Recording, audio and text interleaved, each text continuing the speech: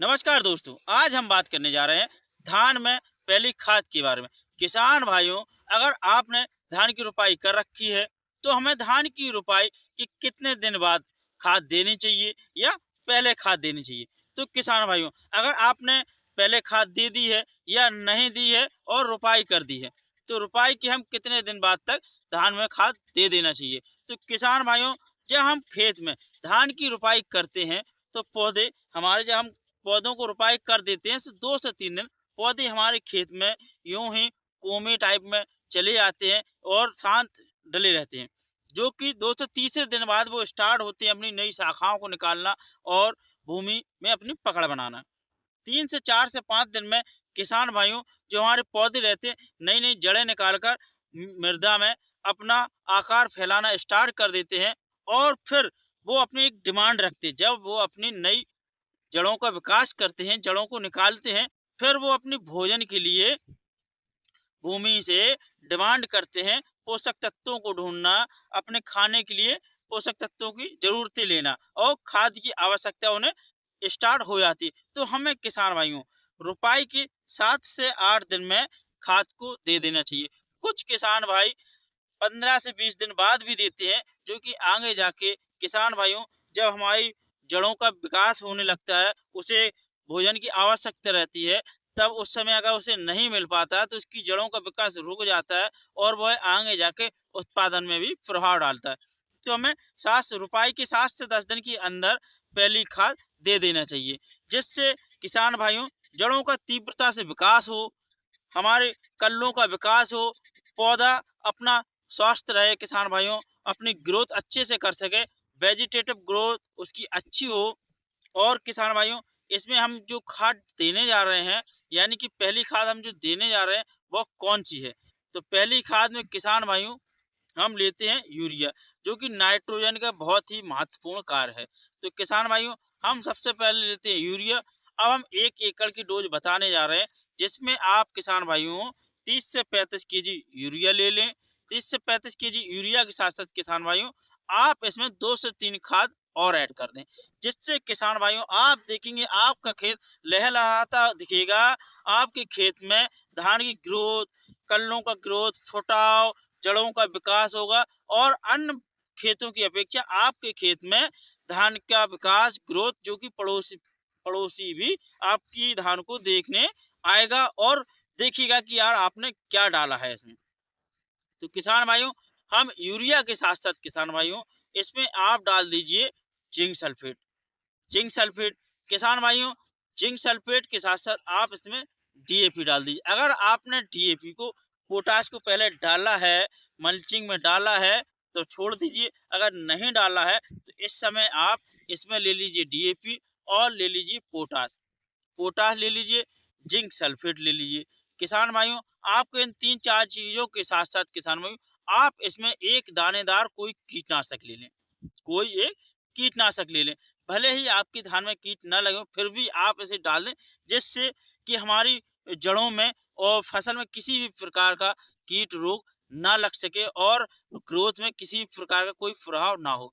तो हमें इसमें क्या-क्या डालना है किसान भाइयों? नंबर 1 पर यूरिया। यूरिया की मात्रा की बात करें तो 30 से 35 केजी प्रति एकड़ के हिसाब से। अब हमें ले लेनी है डीएपी। डीएपी की मात्रा 20 से 25 केजी प्रति एकड़ के हिसाब से किसान भाइयों। पोटाश की मात्रा, पोटाश में आप इसमें 20 केजी ऐड कर लीजिए। अब हम इसमें जिंक सल्फेट ले लेते हैं, तो किसान भाइयों जिंक सल्फेट की मात्रा 3 से 5 केजी आप ऐड कर लीजिए।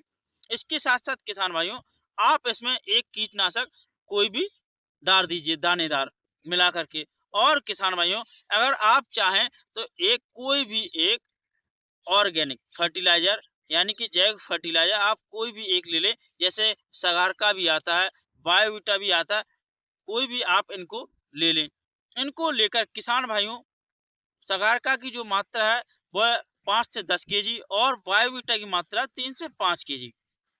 और कीटनाशक की जो मात्रा है, जैसे रेजेंट का आता है, आप इसको भी 1 केजी प्रति एकड़ के हिसाब से आप ले लें। इन सबको मिलाकर किसान भाइयों, जब आप खेत में बिखेर देंगे तो अब हम बताते हैं इनके कार्य क्या-क्या रहेंगे। जैसे कि नाइट्रोजन, नाइट्रोजन के किसान भाई, यानी कि यूरिया में जो 46% नाइट्रोजन रहता है, उस नाइट्रोजन का पौधे के लिए क्या कार्य रहता है किसान भाइयों? नाइट्रोजन पौधे की वेजिटेटिव ग्रोथ को बढ़ाना, पौधे को विकास करना, जड़ों का विकास करना, पौधे में हरापन लाना किसान भाइयों, क्लोरोफिल की मात्रा बढ़ाना।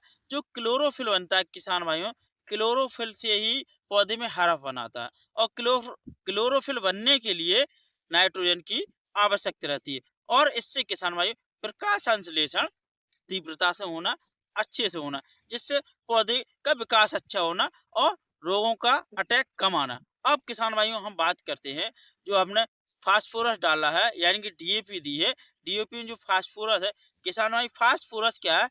जड़ों का विकास करना, पौधे के तने को मजबूत करना, पौधे में फलों को बनाना किसान भाइयों, यानी बाली को भरकर आना, दाने का साइज अच्छा रखना और पौधे को मजबूत रखना। अब बात करते हैं पोटाश की। पोटाश का कार्य क्या रहेगा किसान भाइयों?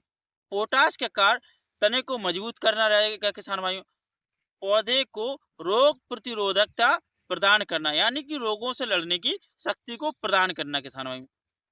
पोटाश बाली को पूर्णतः भरना, दाने में चमक लाना और फसल को गिरने से बचाना। पोटाश जब मार्केट में आपका दाना जाएगा तो उसकी आकर्षण क्षमता, यानी कि आकर्षण करने, मार्केट में अपनी ओर आकर्षण करने का केंद्र बनाएगा, चमक पैदा करेगा, उसका साइज अच्छा रखेगा, मोटापन लाएगा और वजन को बढ़ाएगा। अब बात करते हैं किसान भाई, जैसे कि जिंक सल्फेट। जिंक सल्फेट कल्लों का विकास करना किसान भाइयों, हरापन लाना। सल्फर एक टॉनिक का काम करता है, कीटनाशक का भी काम करता है और मृदा को भुरभुरी बनाना, उर्वरता उत्पन्न करना, पोषक तत्वों को शीघ्रता से पौधे तक उपलब्ध कराना। अब हम बात करते हैं किसान भाइयों, जो हमने एक डाला हुआ है, जैसे आप जैविक कोई भी एक जैविक फर्टिलाइजर ले लें, उसको आपने डाला है तो उसका किसान भाई जड़ों का विकास करना, पौधे को मजबूत रखना, कल्लों का विकास करना और पौधे को स्वस्थ रखना, जो किसान भाइयों आगे जाके आपके उत्पादन में मात्रा को बढ़ाता है और आपको उत्पादन अधिक मात्रा में दिलाता है किसान भाइयों।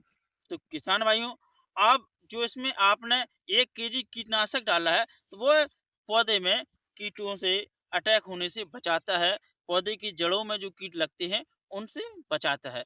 तो जिससे कि हमारी फसल किसी भी प्रकार से प्रभावित नहीं हो पाती है। तो किसान भाइयों, आप पहली खाद में इस शेड्यूल को डाल करके आप अपने खेत की फसल को आसपास की एरिया से बहुत ही अच्छी ग्रोथ ला सकते हैं और पड़ोसी भी आपकी फसल को देखने आएगा। तो किसान भाई, अगर आपको हमारा यह वीडियो अच्छा लगे तो लाइक करें, शेयर करें, कमेंट करें। नमस्कार।